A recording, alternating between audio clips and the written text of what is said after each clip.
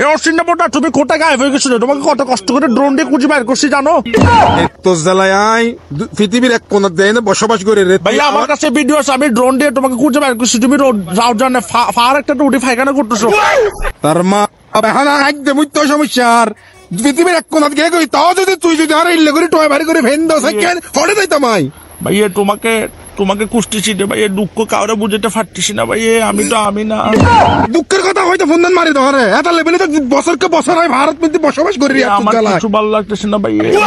আমি না তুই নো আই এটা কেন বাজি জানি তুই আর আল্লাহর রাস্তা মাফ করে দে বাজি আই না আই না ভাইগো মার কিছু শুনো, মস্কারি করতেছি তোমার সাথে।